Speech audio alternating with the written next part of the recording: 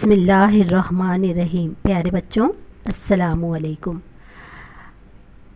आज हम जो नज़्म पढ़ने जा रहे हैं उसका उन्वान है एक बच्चा, और इसके जो शायर हैं उनका नाम है मोहम्मद अलवी। हमारे नबी करीम सल्लल्लाहु अलैहि वसल्लम बच्चों से बहुत मोहब्बत करते थे। नन्हे बच्चे जब आप सल्लल्लाहु अलैहि वसल्लम के पास लाए जाते तो उनको गोद में ले लेते, उनके सर पर हाथ फेरते और दुआ फरमाते। आप सल्लल्लाहु अलैहि वसल्लम ने फरमाया, बच्चे तो खुदा के बाग के फूल हैं। बाज़ार हों या मेले, त्यौहार हों या ईद, बच्चों के बग़ैर ये सारी चीज़ें जो हैं वो बेरौनक होती हैं। ज़ैल की नज़्म में यही बताया गया है कि अगर बच्चा घर में ना हो तो घर किस तरह सूना लगता है, और जब बच्चे की आमद घर में होती है तो उससे घर में कितनी रौनक आ जाती है। मोहम्मद अलवी 1927 में अहमदाबाद में पैदा हुए, और वो उर्दू की जदीद शायरी में उनका अपना एक अहम नाम है।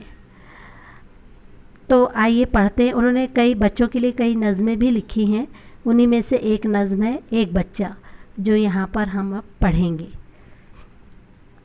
देखिए, आज से पहले मेरा घर सोया सोया रहता था, सूरज रोज़ निकलता था, रोज़ सवेरा होता था। आंगन में दीवारों पर धूप चमकती रहती थी। अब देखिए यहाँ पर शायर क्या कह रहा है। शायर कह रहा है कि आज से पहले मेरा घर सोया सोया रहता था। घर के सोया सोया रहने से मुराद ये है कि घर में हर तरफ खामोशी और सन्नाटा छाया रहता था। सूरज रोज़ निकलता था, रोज़ सवेरा होता था। अपने मामूल के मुताबिक रोज़ाना सुबह में जो सूरज के निकलने का वक्त है वो अपने वक्त पर बराबर निकलता था, सवेरा बराबर होता था। आंगन में दीवारों पर धूप चमकती रहती थी, और घर के आंगन में दीवारों पर धीरे धीरे जो है वो धूप का चमकना शुरू हो जाता था।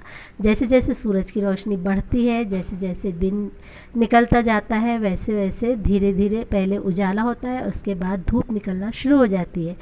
तो शायर के कहने का मतलब ये है कि धूप भी अपने मामूल के मुताबिक रोज़ाना घर की दीवारों पर आ जाया करती थी। घर की एक एक खिड़की में नूर की नदी बहती थी। सारा सारा दिन छत पर कागे शोर मचाते थे। देखिए, घर की एक एक खिड़की में नूर की नदी बहती थी। अब नूर की नदी बहने से मुराद ये है कि जब सूरज निकलता है और सूरज की रोशनी चारों तरफ फैलती है तो हमारे जो घर की खिड़कियाँ होती हैं वो रोशन हो जाती है। सूरज की रोशनी से हमारे घर की खिड़कियाँ रोशन हो जाती हैं, और एक उजाला जो है, एक नूर जो है वो इस तरह से मतलब पूरे घर में दाखिल हो जाता है जैसे कोई नदी बहती है और उसमें से पानी बहता हुआ चारों तरफ फैल जाता है। इसी तरह से उजाला जो है वो चारों तरफ फैल जाता है। नूर की नदी बहती से मुराद ये है यहाँ पर कि चारों तरफ उजाला फैल जाता था। सारा सारा दिन छत पर कागे शोर मचाते थे। अब कागे यहाँ कहा गया है कौवों को। कौवे जो है वो छत पर आकर सारा दिन शोर मचाते रहते थे। कौवे जमा हो जाते थे छत पर, और दिन में जब सूरज की रोशनी फैल जाती थी, कौवों को अगर प्यास लगती थी या अगर उनको कुछ दाना चुगना होता था, कुछ खाना होता था, तो वो क्या करते थे, छत पर आ जाते थे, छत पर आकर मौजूद हो जाते थे। और छत पर मौजूद होने के बाद क्या करते थे, वो छत पर शोर मचाया करते थे। नल नीचे पानी पीने रोज़ कबूतर आते थे। अब वहाँ जो नल लगा हुआ था, शायर के घर में जो नल लगा हुआ था, उससे हमने देखा है कि ज़्यादा दिन हो जाते हैं तो नल के नीचे जो है वो पानी टपकने लगता है, उसमें उसका जो टैप होता है उसमें से पानी टपकना शुरू हो जाता है।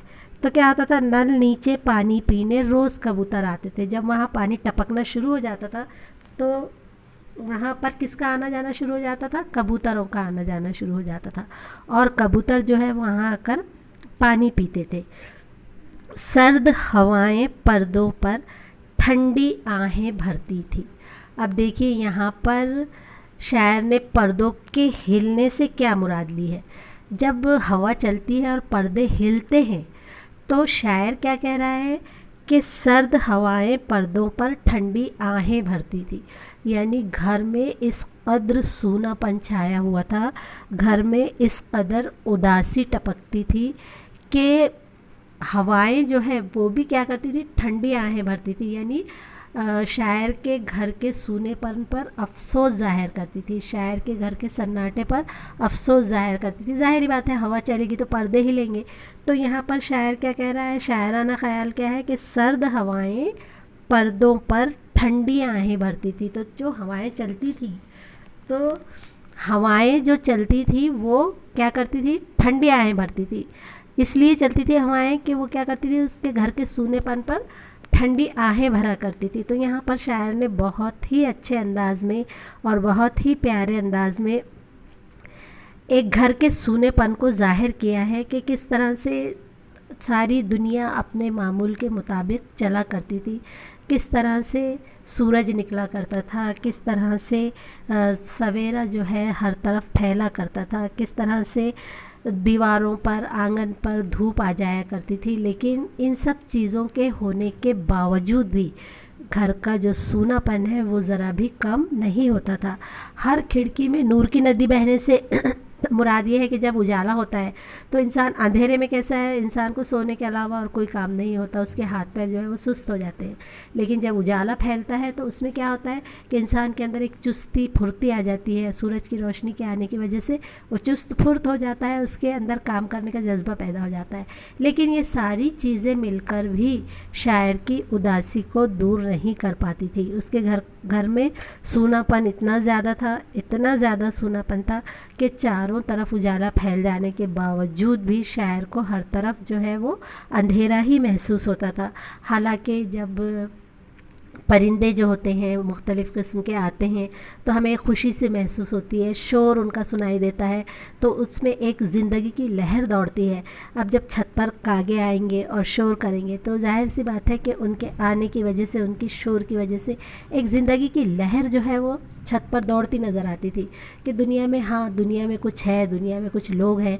लेकिन शायर के घर की उदासी इतनी ज़्यादा थी कि उस पर इनके शोर का भी कोई असर नहीं होता था।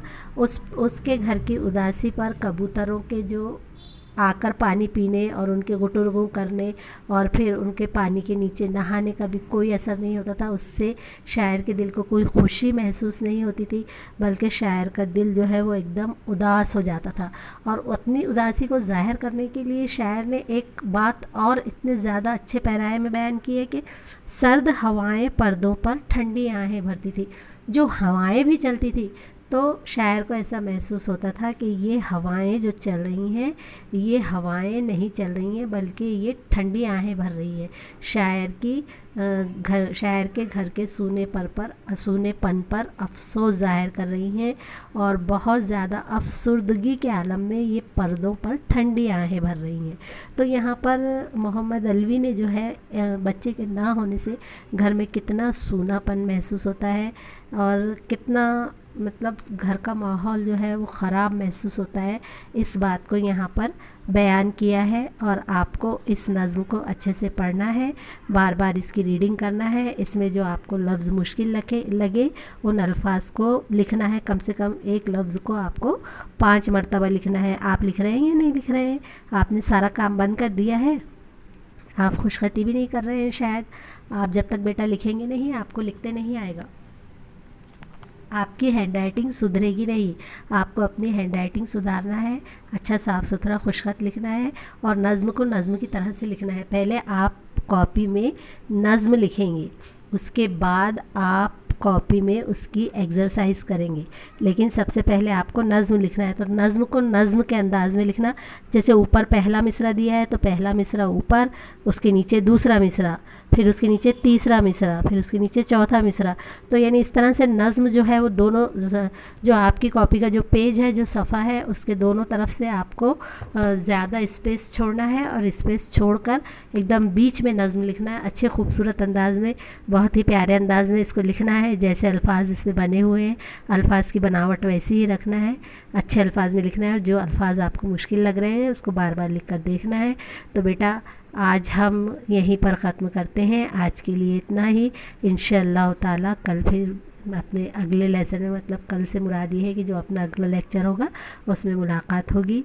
फ़ी अमान अल्लाह, अल्लाह हाफिज़।